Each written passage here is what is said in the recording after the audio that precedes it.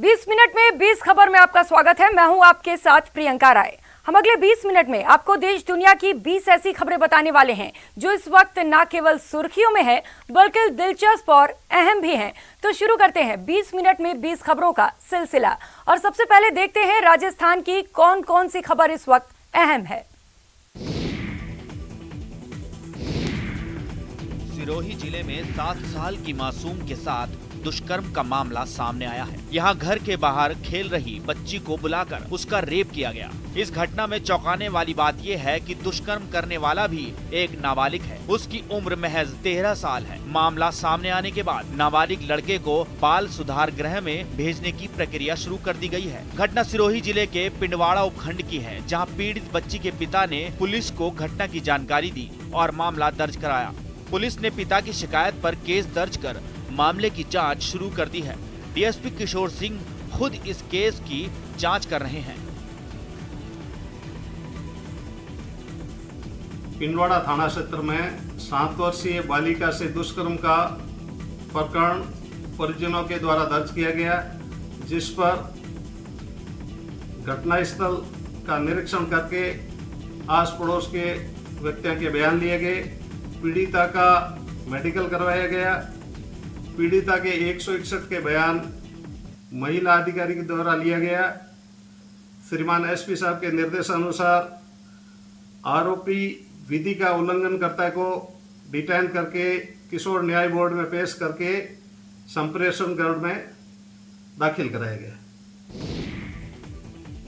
जोधपुर में honey trap का नया मामला सामने आया है। जयपुर में कार्यरत सेना के एक जवान ने लोहावट थाने में इसको लेकर केस दर्ज कराया, जिसके मुताबिक इंजीनियरिंग कोर में कार्यरत सेना के एक जवान से 27 जून को एक युवती ने पहले फोन पर बात की, फिर वीडियो कॉल करके कहा कि तुम्हारा एक अश्लील वीडियो हमारे पास है, तुम 4 जुलाई को फलौदी आओ वरना मैं वीडियो वायरल कर दूंगी। इस धमकी पर सेना का जवान 4 जुलाई को फलौदी पहुंचा, जहां उसे कार में बिठाकर लोहावट ले जाया गया, जहां उसके साथ मारपीट की गई और नशीली चीज खिलाकर युवती के साथ अश्लील वीडियो बनाया गया, जिसके बाद उससे 10 लाख रुपयों की मांग की गई। इतना ही नहीं, अलग अलग बैंक खातों से 3 लाख रुपए जमा भी करवा लिए। फिर वे उसे कार में डालकर ले जाने लगे, लेकिन जवान किसी तरह उन्हें चकमा देकर भागने में कामयाब रहा।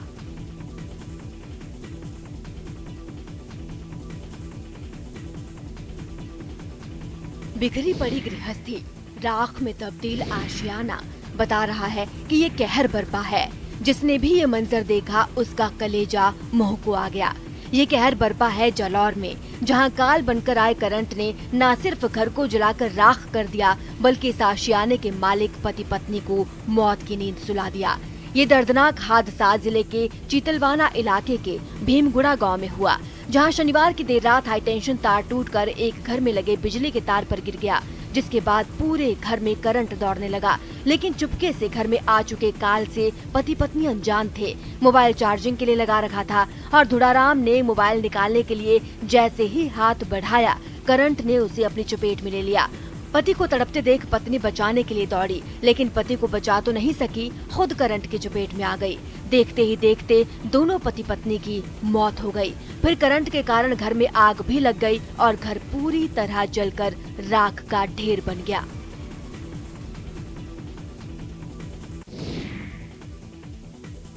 तीन महीने पहले बॉर्डर पार कर पाकिस्तान की सीमा में पहुंचे भारतीय युवक को पाक सेना ने पुशबैक किया है। उसे 5S चेक पोस्ट पर बीएसएफ को सौंपा गया है। आमतौर पर पाक सीमा से भारत की सीमा में प्रवेश करने वाले अनजान व्यक्तियों को ही पाकिस्तान को सौंपे जाने की खबरें आती हैं। ऐसा मामला सामने नहीं आता जिसमें पाकिस्तान में प्रवेश के बाद किसी को छोड़ा गया हो। ऐसी स्थिति में अब बीएसएफ इसे सामान्य वापसी न मानकर गंभीरता से ले रही है। पाकिस्तान में 3 महीने बिताए जाने के बाद इसे लौटाया गया है। इस कारण युवक को फिलहाल संदिग्ध माना जा रहा है। ऐसे में इससे कड़ी पूछताछ के बाद ही इसके घर भेजा जाएगा। युवक मानसिक रोगी बताया जा रहा है। वो मध्य प्रदेश के खरगोन जिले के बेड़िया क्षेत्र का रहने वाला है, जिसकी उम्र करीब 35 वर्ष है। बहरहाल बीएसएफ के कंपनी कमांडर ने इस युवक को पुलिस को सौंप दिया है। अब गंगानगर जिले के एसपी ने संयुक्त इन्वेस्टिगेशन सेंटर पर युवक की पूछताछ कराने के आदेश दिए हैं। फिलहाल ये जानकारी सामने नहीं आई है कि मध्य प्रदेश के इस युवक ने पाकिस्तान की सीमा में किस इलाके से प्रवेश किया है। युवक सिर्फ अपना नाम और घर का पता ही बता रहा है। हरकतों से वो मानसिक रूप से बीमार दिखता है, लेकिन वास्तविक हालत संयुक्त इन्वेस्टिगेशन सेंटर की पूछताछ में ही सामने आ पाएगी।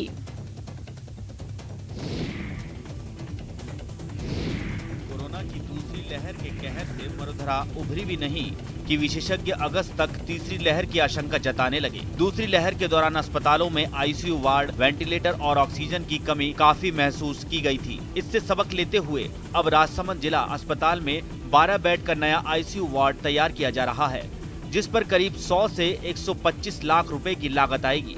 आरके अस्पताल के पीएमओ डॉक्टर ललित पुरोहित के मुताबिक अस्पताल में फिलहाल 12 बेड का आईसीयू है, जबकि कोरोना की दूसरी लहर के समय 5 अतिरिक्त बेड आईसीयू में लगाए गए थे। लेकिन तीसरी लहर की आशंका को देखते हुए 12 बेड का नया अत्याधुनिक आईसीयू वार्ड तैयार किया जा रहा है। हम लोगों को ये अनुभव हुआ कि जिला हॉस्पिटल में आईसीयू बेड बहुत कम महसूस हुए। कई लोगों को हमें न चाहते हुए भी आगे रेफ़र करना पड़ा।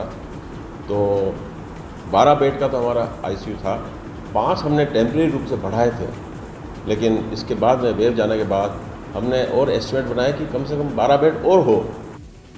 जिला अस्पताल में बनने वाले आईसीयू वार्ड के लिए सांसद दिया कुमारी ने सांसद मद से 50 लाख रुपए देने का ऐलान किया है। सांसद महोदय ने 50 लाख रुपए का अंशदान आईसीयू के लिए दिया है एमपी के मद से, और बाकी के लिए भारत विकास परिषद या शायद हमारी एमएलए साहिबा मदद करेगी। वहीं राजसमंद विधायक दीप्ति महेश्वरी ने भी आईसीयू निर्माण में सहयोग देने का ऐलान किया है।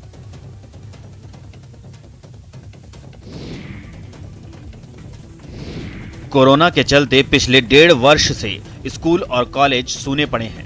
ऑनलाइन शिक्षा उपलब्ध कराने का दावा किया जा रहा है, लेकिन परीक्षा नहीं हो पा रही है। इस बार 12वीं तक के सभी विद्यार्थियों को प्रमोट किया गया है। काफी समय के असमंजस्य के बाद उच्च शिक्षा विभाग ने राजस्थान विश्वविद्यालय से संबंधित कॉलेजों में परीक्षाएं कराने का निर्णय लिया है। फिलहाल यूजी अंतिम वर्ष की परीक्षाएं कराई जा रही हैं। ये परीक्षा पूरी तरह से नई परीक्षा प्रणाली के तहत होगी, जिसमें कोविड-19 का खास ध्यान रखा गया है। कोरोना से पहले कॉलेज शिक्षा में प्रत्येक प्रश्न पत्र 3 घंटे का होता था, लेकिन अब ये प्रश्न पत्र केवल 1.5 घंटे का होगा। पहले एक दिन में एक ही प्रश्न पत्र की परीक्षा आयोजित की जाती थी, लेकिन इस बार एक ही दिन में 2 प्रश्न पत्रों की परीक्षाएं आयोजित की जाएंगी। पहले प्रश्न पत्र के बाद 5 मिनट का अंतराल होगा और उसके बाद दूसरे प्रश्न पत्र की परीक्षा शुरू होगी। 29 जुलाई से आयोजित हो रही परीक्षाएं 4 अक्टूबर तक चलेंगी।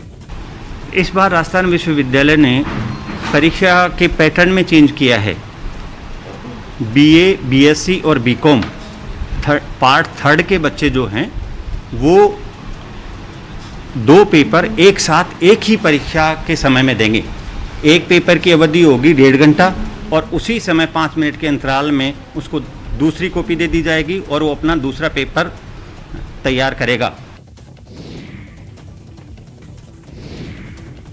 टोंक के पारिवारिक न्यायालय ने जिले की रानोली की रहने वाली 20 वर्षीय बालिका वधू संजू के बाल विवाह को निरस्त करने के आदेश दिए हैं। संजू का सिर्फ 2 वर्ष की उम्र में बाल विवाह हुआ था। गौरतलब है कि टोंक में बाल विवाह निरस्त करने का पहला ऐतिहासिक फैसला है। संजू ने सारथी ट्रस्ट की डॉक्टर कृति के माध्यम से टोंक पारिवारिक न्यायालय में अपने बाल विवाह को निरस्त करने की अपील की थी। जानकारी के मुताबिक 2003 में बालिका वधू संजू का बाल विवाह समाज के दबाव में बड़े बुजुर्गों ने करवा दिया था। जब वो कुछ समझदार हुई तो उसने अपने बाल विवाह का विरोध किया। इसी बीच पिता की हार्ट अटैक से मौत हो गई। संजू के पिता ने मरने से पहले बाल विवाह निरस्त करने की अंतिम इच्छा जताई थी, जिसके बाद सारथी ट्रस्ट जोधपुर उसकी मदद के लिए आगे आई। ट्रस्ट के माध्यम से संजू अब अपने बाल विवाह से मुक्त हो गई है। संजू आरएएस बनना चाहती है। बाल विवाह जैसे दंश को झेल रही बालिकाओं के लिए न्यायालय का ये फैसला आने वाले समय में मील का पत्थर साबित होगा। बच्ची ने जब कहा कि मैं इस बाल विवाह की बेड़ियों से मुक्ति चाहती हूँ, तो हम जोधपुर से टोंक चलकर आए हैं और 1 साल की एक जंग लड़ने के बाद हमने आज बच्ची को, जब वो 2 साल की उम्र में कैद हुई थी बाल विवाह की बेड़ियों में, बाल विवाह के पिंजरे में, उसे आज इस बाल विवाह के पिंजरे से इस कैद से छुट्टी दिलवाई है, मुक्ति दिलवाई है। और अब देख लेते हैं कुछ अन्य राज्यों की खबरें। भारी बारिश ने एक बार फिर मुंबई वासियों के लिए न सिर्फ भारी मुसीबत खड़ी कर दी है, बल्कि कई जिंदगियां भी छीन ली। 17 जुलाई की रात भारी बारिश मुंबई वासियों के लिए भारी तबाही लेकर आई। भारी बारिश के कारण लैंडस्लाइड की 2 घटनाओं में 22 लोगों की मौत हो गई। पहला हादसा चेंबूर इलाके में हुआ, जहां भारत नगर इलाके में लैंडस्लाइड के कारण झुग्गियों पर बड़ी दीवार गिर गई। इसकी चपेट में कई घर आ गए और 17 लोगों की मौत हो गई। इधर विक्रोली इलाके में भी बारिश लोगों पर कहर बनकर बरसी, जहां एक इमारत जमींदोज हो गई और उसमें दबकर 5 लोगों की मौत हो गई। इसके अलावा भी शहर के कई इलाकों में बारिश लोगों के लिए मुसीबत का सबब बन गई। लगातार बारिश के कारण कई इलाकों की सड़कें तालाब में तब्दील हो गई हैं। कई जगहों पर तो पानी घरों और दुकानों में घुस रहा है। इतना ही नहीं, कई इलाकों में रेलवे ट्रैक भी पानी में डूब गए हैं, जिसके कारण लोकल ट्रेनों को रद्द करना पड़ा।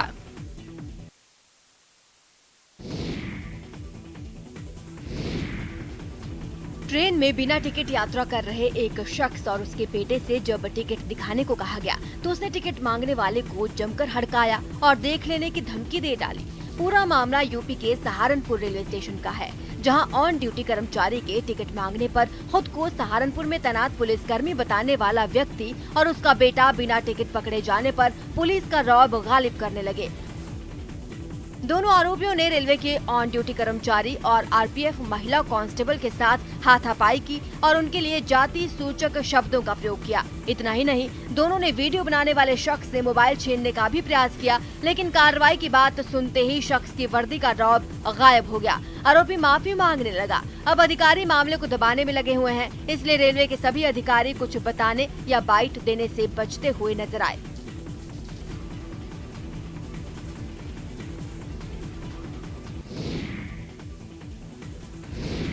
एमपी के जबलपुर के हनुमानताल थाने में उस वक्त हंगामे की स्थिति बन गई, जब 50 से ज्यादा लोग एक अधेड़ को लेकर वहां पहुंचे और उसके खिलाफ गंभीर धाराओं में केस दर्ज करने की मांग करने लगे।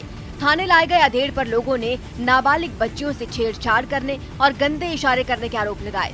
बताया ये जा रहा है कि मोती नाला सुलेमानी मैदान के पास सतीश सिंह ठाकुर नाम का ये व्यक्ति अक्सर आता था और वहाँ खेल रही नाबालिग बच्चियों को देखकर गंदे इशारे करता था।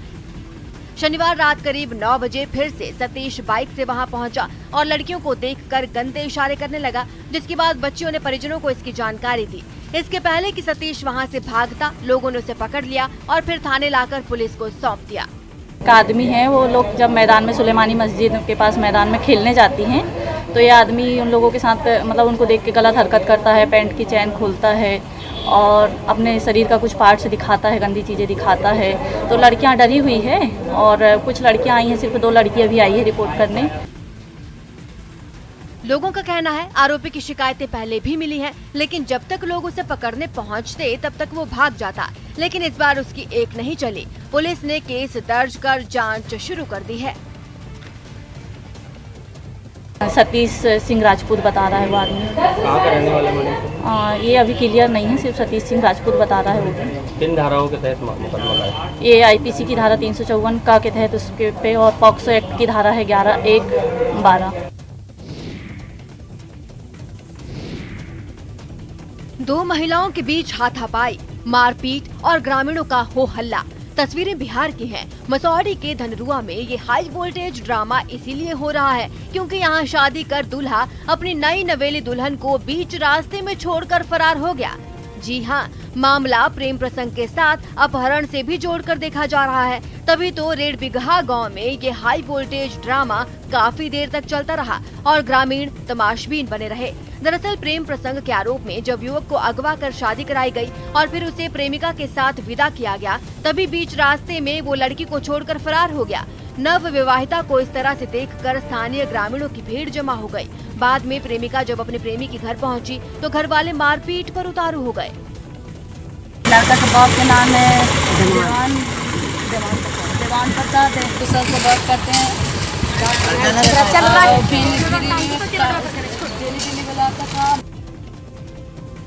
पीड़ित दुल्हन ने धंडुआ थाने जाकर अपनी आपबीती सुनाई, लेकिन लिखित शिकायत दर्ज नहीं कराई है। पुलिस आगे की कार्रवाई के लिए पीड़िता की लिखित शिकायत का इंतजार कर रही है।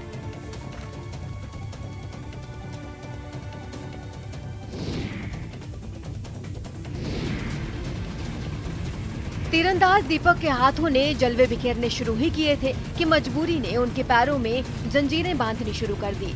कई साल से संघर्ष कर झारखंड ओलंपिक में ब्रॉन्ज लाने वाले दीपक की आज स्थिति दयनीय है। हाल ये है कि रोजमर्रा के गुजारे के लिए उसे दर दर भटकना पड़ रहा है। तस्वीरों में आप देख सकते हैं कैसे तीर पकड़ने वाले हाथों में कुदाली। उत्तराखंड हाईकोर्ट ने संपूर्ण हरिद्वार जिले में स्लॉटर हाउस को बंद करने के राज्य सरकार के फैसले के खिलाफ दायर जनहित याचिका की सुनवाई करते हुए सरकार के इस फैसले की वैधानिकता पर सवाल उठाए हैं। मामले की सुनवाई करते हुए कोर्ट ने सरकार के आदेश पर फिलहाल रोक नहीं लगाई। कोर्ट ने मामले को गंभीर करार देते हुए विस्तृत सुनवाई के आदेश दिए हैं, जिसके लिए 23 जुलाई की तिथि नियत की गई है। मामले के अनुसार सरकार ने मार्च 2021 में आदेश जारी कर हरिद्वार जिले में चल रहे स्लॉटर हाउस को पूरी तरह से बंद कर दिया, जबकि पहले स्लॉटर हाउस को बंद करने का आदेश केवल धार्मिक स्थलों तक ही सीमित था। सरकार के इस आदेश को हाईकोर्ट में चुनौती दी गई। मंगलौर निवासी इफ्तिकार की ओर से जनहित याचिका दायर की गई, जिसमें कहा गया कि सरकार धार्मिक क्षेत्रों में मांस की बिक्री प्रतिबंधित कर सकती है, लेकिन पूरे जिले में किसी भी नियम के तहत ये बंदी नहीं हो सकती। ये आमजन का संवैधानिक अधिकार है। याचिका में कहा गया कि सरकार के आदेश अल्पसंख्यकों के साथ भेदभाव करने वाला है। याचिकाकर्ता ने 21 जुलाई को बकरीद को देखते हुए सरकार के इस आदेश से रोक हटाने की मांग की है। मामले में बीते दिन हुई सुनवाई में कोर्ट ने कहा, ये संवैधानिक मामला है। त्योहार को देखते हुए सुनवाई में जल्दबाजी नहीं की जा सकती। 21 जुलाई को प्रस्तावित बकरीद तक इसका फैसला संभव नहीं है। इसमें सभी संबंधित पक्षों की उचित सुनवाई की जरूरत है। कोर्ट ने मामले में व्यापक बहस के लिए 23 जुलाई की तिथि तय की है।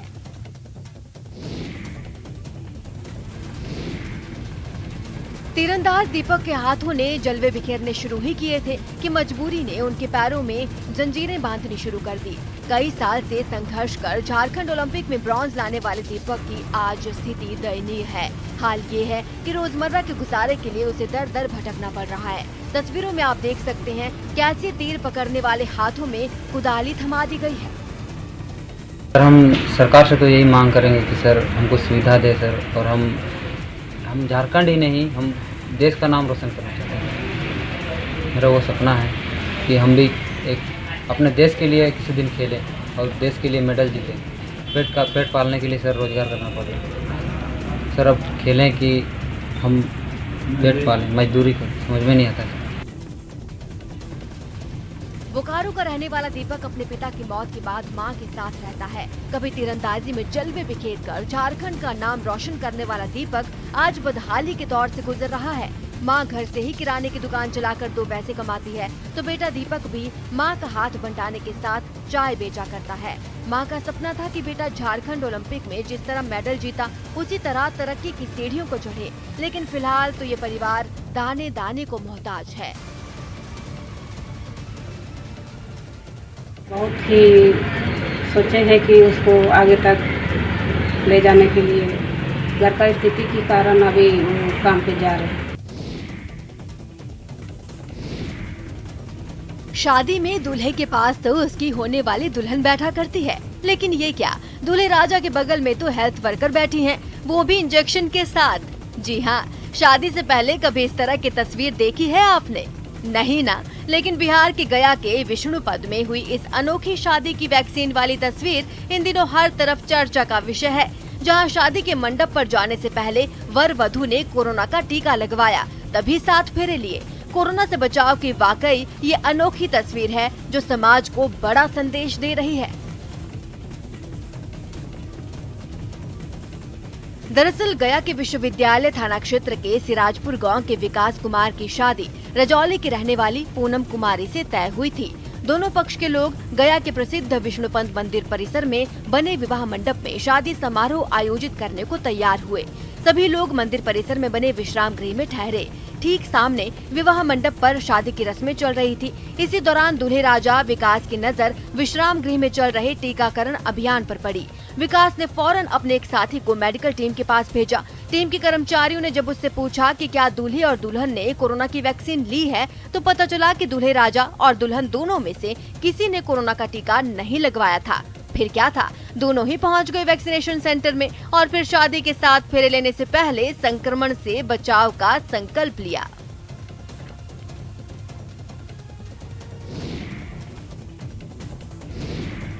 कश्मीर को धरती की जन्नत कहा जाता है, उसमें भी बांदीपुरा जिले की गुरेज घाटी की सुंदरता तो मन को सहज ही लुभा लेती है। इलाके में सैलानियों को आकर्षित करने के लिए समय समय पर कई सांस्कृतिक कार्यक्रमों का आयोजन चलता रहता है। प्रदेश के पर्यटन विभाग ने इस बार भी बांदीपुरा में 3 दिवसीय गुरेज महोत्सव का आयोजन किया। फेस्टिवल के दौरान गुरेज के कई क्लबों ने कई सांस्कृतिक और पारंपरिक कार्यक्रम प्रस्तुत किए।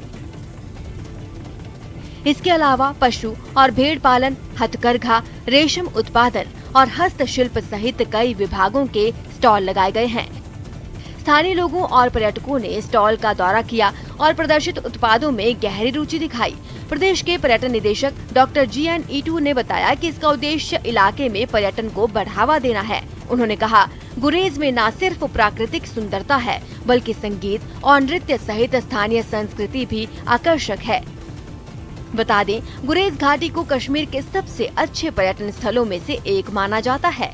घाटी श्रीनगर से लगभग 170 किलोमीटर दूर स्थित है और भारी बर्फबारी के कारण दिसंबर से शुरू होने वाली सर्दियों के दौरान गुरेज का रास्ता 5 से 6 महीने के लिए बंद ही रहता है। घर से बाहर जाना मतलब